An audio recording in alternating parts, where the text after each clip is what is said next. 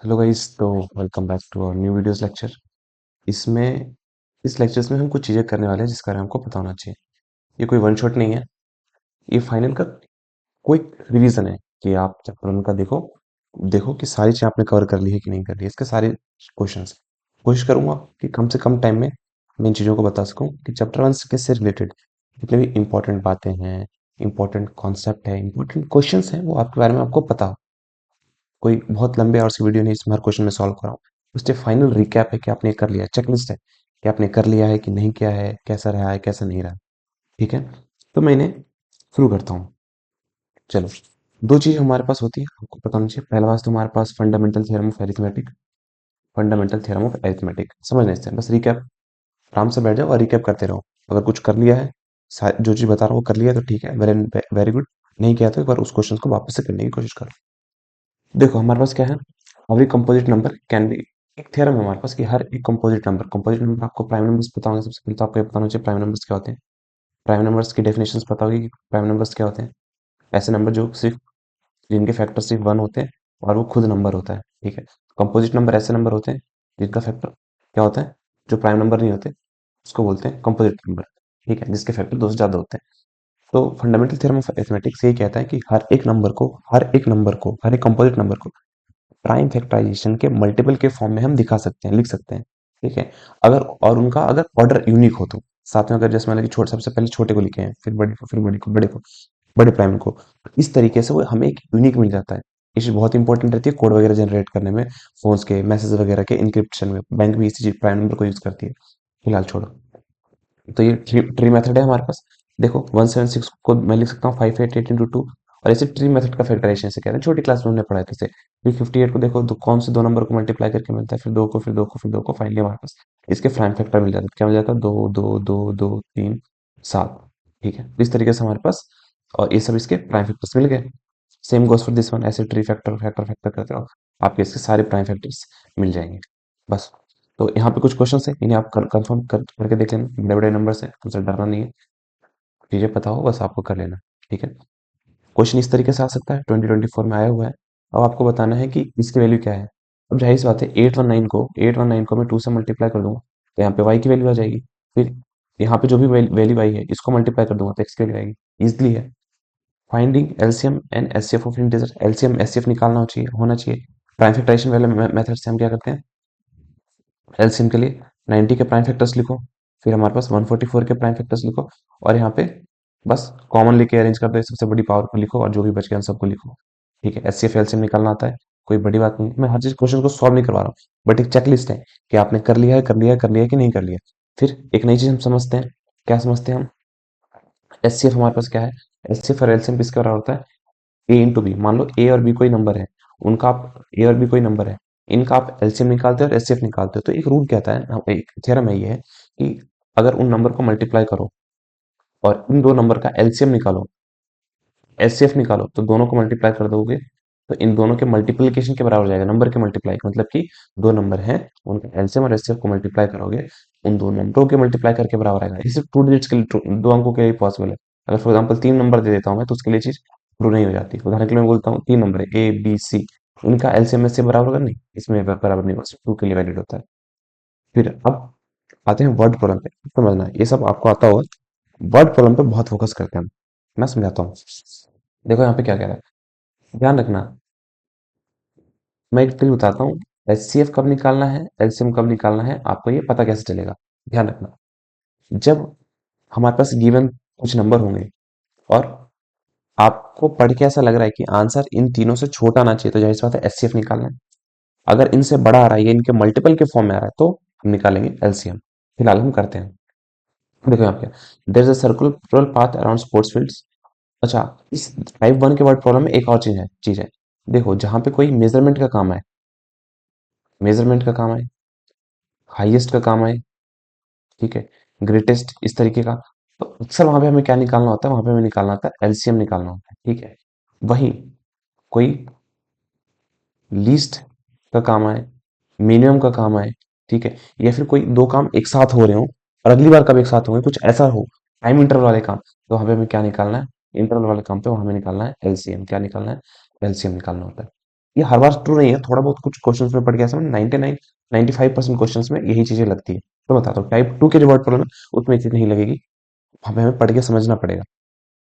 देखो हमारे पास क्या कह रहा है, एक कह रहा है कि एक सर्कुलर पाथ है, ठीक है, वहां पे हमारे पास प्रिया 18 मिनट लेती है, एनसीईआरटी का क्वेश्चन है, प्रिया कितना लेती है, 18 मिनट लेती है। वाइल रविश रविश जो लेता है, आर रविश लेता है वो 12 मिनट लेता है, same. Suppose they start same position पे स्टार्ट करते हैं, तो अगली बार दोबारा कब मिलेंगे? जाहिर सी बात है, दोनों का हम एलसीएम निकाल लेंगे, ठीक है, दोनों का जो हम एलसीएम निकालेंगे तो हमें पता चलेगा कि अगली बार दोबारा कब मिलेंगे, ठीक है। एलसीएम में वही है कि फॉर एग्जाम्पल एक चक्कर इसने लगाया ना, यहाँ पे कितने मारे, ये आ जाएगा 24 मिनट में, फिर 23 से 36 में, और 18 और 18 2 36, तो ये 18 जब पहला चक्कर लगेगा, दूसरा दूसरे चक्कर में यहाँ पर आएगा, और ये अपने तीसरे चक्कर में यहाँ पर आएगी, समझ आया? तो हम इनका एलसीएम निकाल लेंगे। तो ये चीज पता होना चाहिए कब एलसीएम निकालना है, कब एचसीएफ निकालना है। चलो यहाँ देखो, there are two school section A and B of class X, 32 students हैं और 36 स्टूडेंट्स हैं।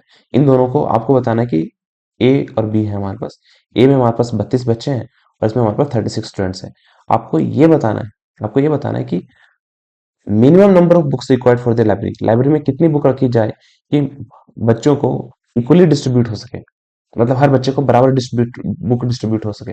जाहिर सी बात है एचसीएफ तो काम नहीं होगा, एचसीएफ से काम होने वाला नहीं है, लॉजिक्स आपको पता होना चाहिए, पढ़ के समझ आना चाहिए कि क्या क्वेश्चन की डिमांड है। तो जाहिर सी बात हम क्या करेंगे, यहाँ पे एलसीएम निकालेंगे, तो हमें पता चलेगा कि इक्वली कितने लोगों को बुक दी जा सकती है, ठीक है। चलो मॉर्निंग वॉक, देखो यहाँ पे क्या है, morning walk of 3 person step of together 40 centimetre, 12 समझना question, 42 centimetre and 45 centimetre respectively, what is the minimum distances each should take walk so that each can cover the same distance. अब देखो ये एक लेता है 40 सेंटीमीटर का, एक लेता है 42 सेंटीमीटर का, और एक लेता है 45 सेंटीमीटर का। What is the minimum distance, minimum distance कितनी होनी चाहिए इनकी, इनकी each should walk so that, हर किसी वॉक करे, उसका कंप्लीट स्टेप्स हो, हर का बराबर बराबर स्टेप्स हो, कोई अपना स्टेप से कम आगे ना बढ़े। तो मिनिमम कितनी डिस्टेंस ये कवर कर सकता है, उस डिस्टेंस दूरी को बताना। तो जाहिर मेरे भाई इन इन सभी का एलसीएम निकालेंगे, लीस्ट कॉमन, क्योंकि मिनिमम डिस्टेंस बोला, मैक्सिमम डिस्टेंस होता तो एलसीएम का कॉन्सेप्ट ही निकल जाता, मैक्सिमम तो कितना भी हो सकता है, ठीक है। 42 सेंटीमीटर है, 45 सेंटीमीटर, क्योंकि 42 42 और 40, इन तीनों का जो एलसीएम होगा, पहला मल्टीपल होगा, इन तीनों का कॉमन मल्टीपल, लीस्ट सबसे छोटा कॉमन मल्टीपल, उतनी ही डिस्टेंस तो कवर करेगा। हो सकता है ये 3 स्टेप्स में करे, ये 2 स्टेप में करे, ये एक ही स्टेप में कर दे, हमें नहीं पता, बट करेंगे कैसे? यहाँ पे आंसर बड़ा आ रहा है, हमें एलसीएम से जरूरत है। क्वेश्चन जितना पढ़ोगे उतनी ज्यादा क्लियरिटी आ जाएगी एलसीएम और एचसीएफ की। देखो teachers workshop, the number of teachers French Hindi 48 80 and 144 respectively. Find the number of room required in, एक minute, in teachers workshop the number of teachers जो है फ्रेंच हिंदी और इंग्लिश के इतने इतने इन 144 रिस्पेक्टिवली हैं। Find the number of rooms required if in each room the same number of teachers are selected and all of them are of the same subject. अब बताओ हमारे पास कितने रूम होने चाहिए कि हर एक रूम में हमारे पास कितने हो, टीचर्स की संख्या बराबर होनी चाहिए, सेम टीचर ही होनी चाहिए, सेम सब्जेक्ट के अलग टीचर नहीं होनी चाहिए, हमें मिनिमम कितने रूम में ये काम चीजें हो जाएंगी, मतलब एक रूम में दूसरा सब्जेक्ट का टीचर नहीं होना चाहिए। तो जाहिर सी बात है हम पहले तो इन सब का हम क्या निकालेंगे, सबसे पहले हम इन तीनों का निकाल लेंगे। देखो 48 है हमारे पास, 48 है और 144 है, हम इनका निकालेंगे एचसीएफ। एचसीएफ हम क्यों निकालेंगे, एचसीएफ क्यों निकालेंगे, क्योंकि हमें एचसीएफ से पता चलेगा कि इन सभी का कॉमन फैक्टर्स कितना है, ठीक है। तो 48 और 80 का जो कॉमन फैक्टर्स होगा, उतने स्टूडेंट उतने उतने टीचर्स इसमें आ जाएंगे, फिर इस वाले रूम में आ जाएंगे, इस वाले रूम में आ जाएंगे, हम फिर पता कर लेंगे कि कितने रूम्स हमारे पास आ सकते हैं। तो 48 और 80 और हमारे पास 144 का, टाइम बचाने के लिए मुझे आंसर भी लिख ही देना चाहिए था। एचसीएफ निकाल लोगे, मैं पॉज करके ना एचसीएफ निकाल लेता हूँ, I don't want to waste time. तो गाइस तो हमारे पास एचसीएफ निकल चुका है, ठीक है। तो एचसीएफ निकल चुका था हमारे पास यहाँ पे, 2 × 2 × 2 × 2 हमारे पास आएगा 16। तो 16 हमारे पास इसका एचसीएफ, 16 एचसीएफ क्या है हमारे पास, इसका मतलब क्या हुआ हमारे पास, जो 48 है, 48 को अगर मैं 16 से डिवाइड करूँ, 16 16 16 16 16, चलो हमारे पास मैं 16 आया हमारे पास, तो मैं 48 को 16 से डिवाइड करूंगा, 48 डिवाइड बाई 16, तो हमारे पास क्या हुआ, इसमें हमारे पास इसके 3 रूम बनेंगे, मतलब 48 के जो है हमारे पास, 48 जो जो टीचर है हमारे पास फ्रेंच वाले, उनके लिए 3 रूम बनेंगे, ठीक है, ठीक है, 3 रूम बनेंगे। और तो पहला 3 आ जाएगा प्लस 80 जो है हमारे पास, 80 को डिवाइड करूंगा मैं 16 से, 80 डिवाइड बाई 16, इनके हमारे पास 5 रूम बनेंगे, प्लस हमारे पास और कितने होंगे, 144 डिवाइड बाई 16, हम पास 9 रूम बनेंगे। मतलब 9 5 14, 14 3 17, 17 रूम्स में सारा काम हो जाएगा। सारी कंडीशन को सेटिस्फाई कर रहा है क्या, कि पहली बात तो सारे टीचर्स जो हमारे पास हैं, अलग अलग सब्जेक्ट के टीचर अलग हैं, ठीक है। और ये हमारे पास मिनिमम नंबर ऑफ रूम है जिसमें सारे टीचर्स आ जाएंगे, सेम सब्जेक्ट से भी नहीं होंगे, और हमारे पास selected of all of them are of same subject, ठीक है। और मिनिमम रूम्स, ठीक है, तो हमारे पास टोटल 17 रूम हमें चाहिए, जिसमें से 48 80 और 144 स्टूडेंट और टीचर्स को एक रूम में ही हम रख सकते हैं। और एक रूम में अलग अलग टीचर्स होने होंगे, एक रूम में सेम टीचर्स होंगे, सॉरी, ठीक है। तो बाद में हमें ये भी करना पड़ेगा, सिर्फ एचसीएफ निकालने से काम नहीं होगा। इट्स अबाउट थिंकिंग कि आप आगे क्या कर रहे हो, ठीक है। चलो, यहाँ पे पता होना जरूरी है ना, कि आप देखो आपने एलसीएम निकाल लिया 16, हमारे पास 16, ठीक है, यहाँ पे एलसीएम आ गया, सॉरी एचसीएफ आ गया 16, उसके बाद क्या, 16 रूम्स होंगे, नहीं 16 रूम्स नहीं होंगे, 16 रूम्स की, इसमें देखो 48 है, तो 16 हमारे पास आया, इसका मतलब क्या है, कि इन सभी का जो सबसे कॉमन फैक्टर है, हाईएस्ट कॉमन फैक्टर है, वो है 16। इसका मतलब 48 को 3 रूम, 80 को हमारे पास 5 रूम, और 144 को 9 रूम्स में डाल सकते हैं, जिसमें कोई दूसरा सब्जेक्ट का टीचर्स नहीं होगा, सेम ही सब्जेक्ट के टीचर्स होंगे, ठीक है।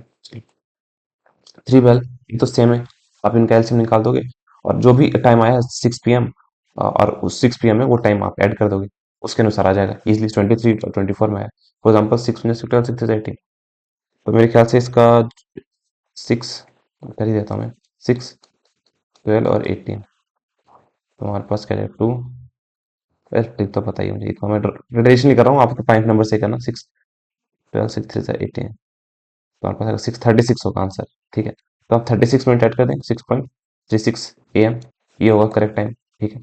23 और 24 में भी आ चुका है।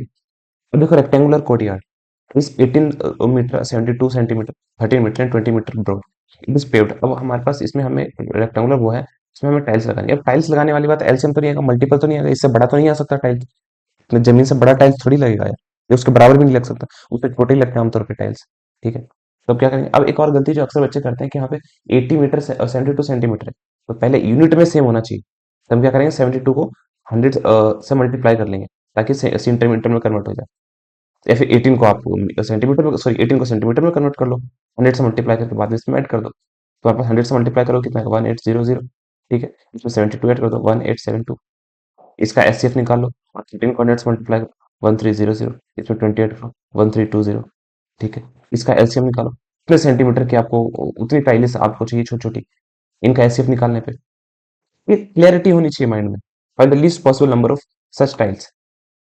अब यहाँ पे लीस्ट वर्ड का मतलब आ गया, इसका मतलब ये नहीं कि एलसीएम, एलसीएम निकालना है यहाँ पे, यहाँ पे हमारे पास क्या क्या निकाल, छोटे छोटे टाइल्स निकालने हैं, और यहाँ पे हमें क्या निकालना होगा फिर, एचसीएफ निकालना होगा। इस बार थिंकिंग कि आंसर से हमारे पास छोटा लाना है कि बड़ा लाना है, इस पे एक बात भी ध्यान देना है, हमेशा ही नहीं कि लिस्ट आए तो एलसीएम ही होगा, नहीं। In morning walk 3% of together, अब देखो यहाँ भी सेम क्वेश्चन है, 80 सेंटीमीटर 85 सेंटीमीटर, पहले वाला मैंने बता दिया था, सेम इसके कर लेना, ठीक है। मॉर्निंग वॉक वाला सेम क्वेश्चन, ये भी है, दो दो क्वेश्चन टाइप कर दिया क्या मैंने, सेम नहीं, सेम क्वेश्चन 19 में आ चुका है। Traffic lights 3 different crossing change at every, same interval वाला क्वेश्चन है, एलसीएम निकाल के कर लेना। अब समझ आता है हमारे पास ये वाला क्वेश्चन, जो वर्ड कॉलम है वो टाइप 2 के, दो नंबर हमारे पास रेशियो में है, their LCM is 280, what is the reciprocal number, ratio में है। रेशियो का मतलब ये कि दो, रेशियो में तभी होगा ना, फॉर एग्जांपल कोई चीज मतलब 6 ऐसे मान लेते हैं, इसको मैं 2 से काटता हूँ, 2 टू 2 4, 2 3 6, 2/3 आया, मतलब 2 दोनों में कॉमन था, तो मैं मान लेता हूँ x दोनों, मुझे नहीं पता कि क्या नंबर होगा, हो सकता है 2 हो सकता है 5 हो, कुछ भी हो सकता है, मैं मान लेता हूँ नंबर x है, 2x और 3x हो जाएगा नंबर।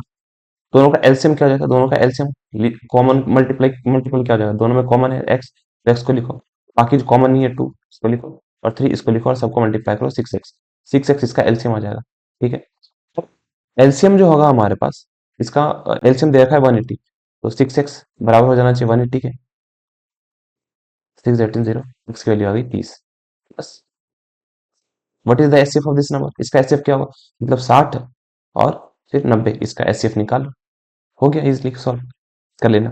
फाइंड द अब समझना, find the greatest number which divides 85 and 72 living divided 1 and 2। अब ये वाले क्वेश्चंस करो, कैसे करोगे, आर डी शर्मा और एस अग्रवाल में ऐसे क्वेश्चंस है, पास्ट ईयर में आ चुके हैं, एसएससी के एग्जाम में भी आते हैं।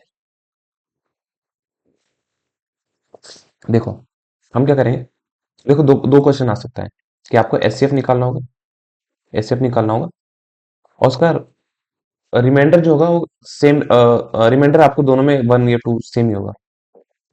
एचसीएफ निकालना होगा बट रिमाइंडर आपके पास डिफरेंट होगा, जैसे इस वाले क्वेश्चन में।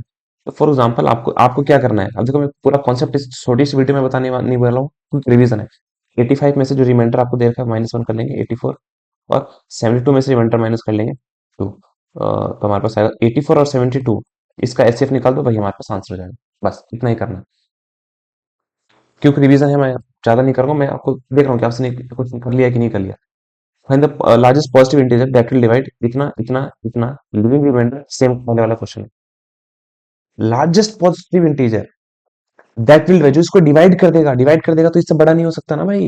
एलसीएम ये इसके बराबर नहीं हो सकता, मतलब बराबर हो सकता है, 3 नंबर है ना हमारे पास, तो एचसीएफ ही होगा, यहाँ पे छोटा नंबर ही होगा आंसर। तो हम सेम करेंगे, सभी का माइनस कर दो और फिर एचसीएफ निकालो। ये देखो, find the smallest number which when increase by 17 is exactly divisible by both 520 and 468। एक मिनट गाइस, एक minute guys. Okay, welcome back guys. Okay, तो हमारे पास हम कर रहे थे नेक्स्ट क्वेश्चन, देखो ये वाला हो गया था। Find the smallest number which is increase by 17 and 5 520 and 468। एक मिनट, तो अब देखो एक क्वेश्चन करा, आप एक क्वेश्चन पहली बार पढ़ोगे ना यार, ये वाला पर्टिकुलर क्या है क्या नहीं है, कुछ नहीं करना, बहुत इजी है। देखो, find the smallest number which when increase by 17, अब छोड़ दो यहाँ कुछ लिखा है, इज एक्जैक्टली डिविजिबल, सबसे छोटा नंबर बताओ जो इन दोनों से डिविजन हो। इसके लिए क्या निकालेंगे, इन दोनों का एलसीएम निकालेंगे, एलसीएम निकालिए। एलसीएम आया इसका, एलसीएम इसका होगा 4680, 4680, 4680। अब देखो एलसीएम इसका निकालना है, एलसीएम 4680 होगा। सबसे छोटा नंबर जो डिविजिबल होगा इससे, इन दोनों से, वो ये होगा। ऐसा कौन सा नंबर होगा जिसमें 17 में ऐड कर दूं तो डिविजन हो जाएगा इन दोनों से। मेरे भाई एक बताओ, 4680 में से 17 में माइनस कर दूंगा तो मुझे एक ऐसा नंबर मिलेगा जिसमें 17 ऐड करूंगा तो डिविजन हो जाएगा ना इन दोनों से, 520 से 46 से। फाइंड द स्मॉलेस्ट, और सबसे छोटा number, find the smallest number which when increase by 17, जिसमें 17 में ऐड कर दूं तो इन दोनों से डिविजन हो जाए। मैंने क्या किया भाई, पहले एलसीएम निकाल लेता हूं, सबसे छोटा नंबर निकाल लेता हूं, तो इन दोनों से डिविजन होगा। 4680 इन दोनों से डिविजन होगा, 4680 होगा। तो 4680 में से अगर मैं 17 माइनस कर दूं तो मुझे एक ऐसा नंबर मिलेगा 4680 में से, 17 में माइनस कर लेता हूँ। 10 में 7 गया, 10 में 7 गया 3, 7 में से 1 गया 6, 4। अब इस नंबर में 17 ऐड करूंगा तो क्या होगा, इन दोनों से डिविजन हो जाएगा ना, क्योंकि 4x80 हो जाएगा। बस दिमाग घुमाने वाला क्वेश्चन है, वैसे थोड़ा कंफ्यूज हो जाए बच्चे, कुछ है नहीं इसमें। What is the smallest number that when divide by इतना एंड दैट डिवाइड बाय इतना एंड इतना leaves remainder 7 in each case. अब देखो हमारे पास क्या है, what is the smallest number when divide by इतना इतना leaves remainder 7 in each case. इस क्वेश्चन को कैसे करेंगे, ऐसा छोटा नंबर कौन होगा जिसको इससे इससे डिवाइड किया जाए तो 7 रिमाइंडर आ जाए। तो हम क्या करेंगे, इन सब का एलसीएम निकालेंगे। एलसीएम निकाल के, बट एलसीएम में तो कुछ पूरा का पूरा डिवाइड हो जाता है, एलसीएम में रिमाइंडर को ऐड कर देता हूँ, तो हमारे पास आ गया वो नंबर, स्मॉलेस्ट नंबर, जिसको इन तीनों से डिवाइड करोगे तो रिमाइंडर 7 आएगा। It's all about thinking. LCM अगर होगा तो इसको भी डिवाइड, इस एलसीएम जो आएगा जो भी इसका आंसर 35 पूरा का पूरा डिवाइड हो जाएगा, 56 पूरा का पूरा डिवाइड हो जाएगा, 91 पूरा का डिवाइड हो जाएगा। बट अगर उसमें मैं 7 ऐड कर दूं, 7 बच गया ना रिमाइंडर। ऐसे क्वेश्चन बन सकता है।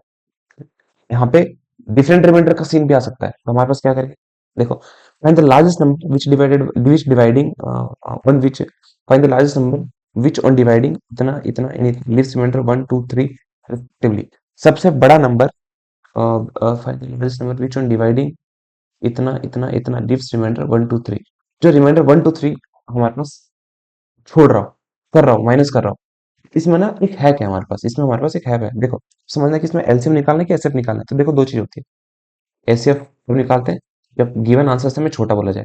एलसीएम कब निकालना जाए, तब गिवन नंबर से बड़ा आंसर लाना। अब देखो यहाँ पे क्या करना, find the largest number which on dividing, मतलब इसको डिवाइड कर दे रहा है, इसको डिवाइड कर रहा है, लिविंग रिमाइंडर 1 2 3, जिसका रिमाइंडर हमारे पास क्या आ रहा है 1 2 3।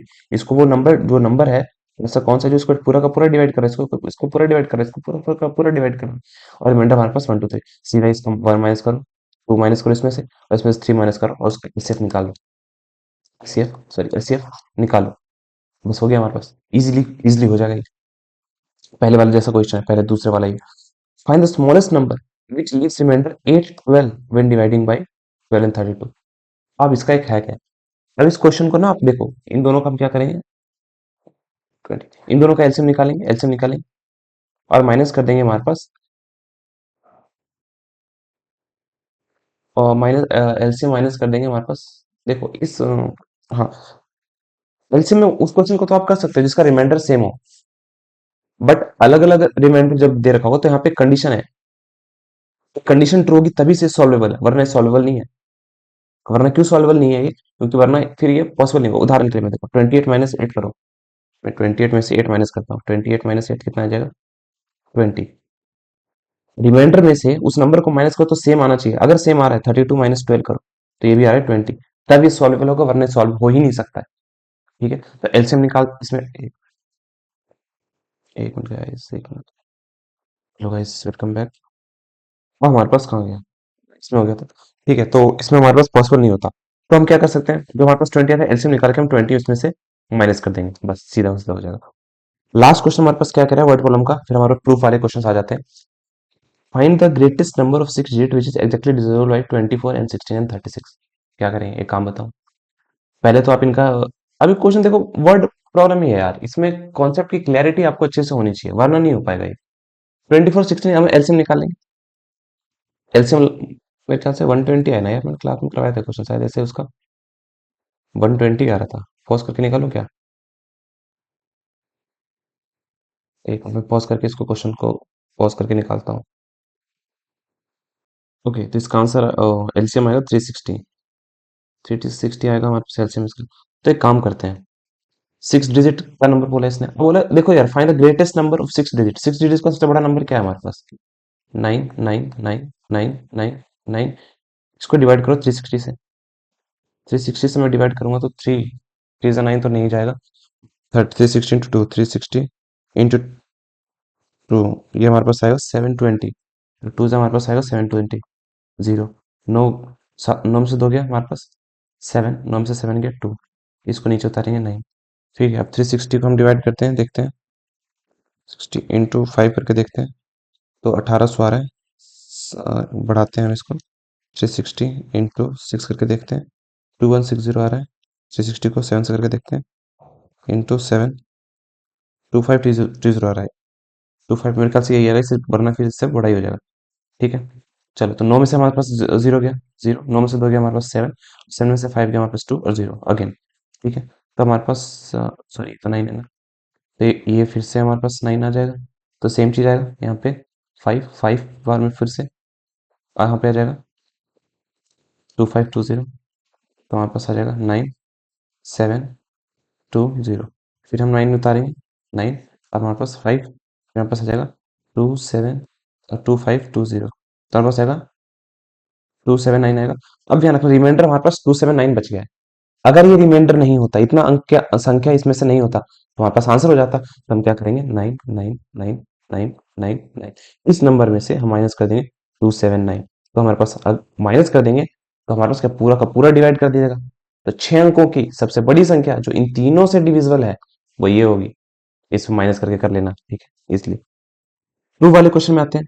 Prove that there is no natural number. अब देखो किसी नंबर में ना एंड होने के लिए वो जीरो के साथ एंड होगा, उसके लिए जरूरी है कि 2 और 5 दोनों देखो, जीरो के साथ एंड हो इसका मतलब वो 10 का मल्टीपल हो, 10 का मल्टीपल है इसका मतलब क्या हो, दो प्राइम फैक्टर होगा, 2 और 5 मतलब 2 और 5 दोनों के ही प्राइम फैक्टर होंगे। बट 4 की पावर n देखो, ये क्या है हमारे पास, ये है 2 इंटू 2। अगर इसके प्राइम फैक्टराइजेशन में दो तो है बट 5 है ही नहीं, 5 इसमें है ही नहीं, तो कभी भी जीरो के साथ एंड नहीं होगा, चाहे कि n की कोई सी वैल्यू ले लो। बस ये आपको प्रूफ करके देख लेना, बुक में आप देखोगे तो क्या लिखना है वो बता देगा। बस एक फाइनल लिख के बता रहा हूँ कि सब कर लिया है कि नहीं कर लिया आपने। सेम चीज 15 की हम लिख सकते हैं, 15 का प्राइम फैक्टर करोगे 3 की पावर 5 इंटू n, इसके में 5 तो है बट 2 नहीं है, तो कभी भी जीरो के साथ ऐड नहीं होगा। 12 का भी सेम गोस। अच्छा, एक्सप्लेन वाई 7 11 13 +13, यहाँ पे ध्यान रखना प्लस है, +13 एंड इतना प्लस इतना और कंपोजिट नंबर। तो जाहिर सी बात है, अगर किसी तरीके से आप ये प्रूव कर दो इसके एक से ज्यादा फैक्टर हो रहे हैं तो वो नहीं होगा। तो हमारे पास सीधा देखो 7 इंटू 11 इंटू 13, एक 13 दोनों में से कॉमन है, 13 कॉमन ले लेता हूँ, तो हमारे पास आ गया 7 7 7 इंटू 11, और हमारे पास यहाँ क्या बचा, हमारे पास बचा +1, तो हमारे पास 33 इंटू हमारे पास कितना आया, 78 आया। अब यार इसको तो आप 78 लास्ट में है तो कितने नंबर आप कर सकते हो, it since it has more than 2 factors, it is a composite number. Same goes for this, इसको हम लिख सकते हैं यहाँ पे 5 दोनों में कॉमन है ना, 5 5 ले लो, 5 कॉमन ले लो पहले तो, 5 कॉमन ले लो, फिर हम लिखेंगे 7 into 6 into 4 into 3 into 2 into 1 को तो 1 ही होगा, प्लस 1 यहाँ पे, ठीक है। अब करो 7 6 हमारे पास कितना होगा, 42, 4 3 12, 12 2 24 इंटू 24 प्लस 1, तो 42 को, कैलकुलेटर है ना मेरे पास, 42 को 24 से मल्टीप्लाई करता हूँ, 24 1088, तो 5 हमारे पास 1008, और प्लस 1 कर दोगे तो 5 इंटू 1009। जाहिर सी बात है इसका पैक फैक्टर 5 में होगा, 109 होगा, तो किसी भी लिहाज से प्राइम नंबर तो होगा ही नहीं, कंपोजिट नंबर ही होगा, क्योंकि प्राइम नंबर के एक फैक्टर होता है और वही नंबर होता है, ठीक है। एक्सप्लेन बाय सेम, ये वाला कर लेना। मैं जब रूट टू का प्रूफ करता हूँ ना इरेशनल, उसके लिए ये चीज पता होनी जरूरी है, अगर ये चीज नहीं पता है तो वो बात ना डाइजेस्ट नहीं हो पाती इंसान को। क्या बात है देखो, let B A prime number, P मान लेते हैं एक प्राइम नंबर है, ठीक है, and A B A positive, A कोई पॉजिटिव इंटीजर है।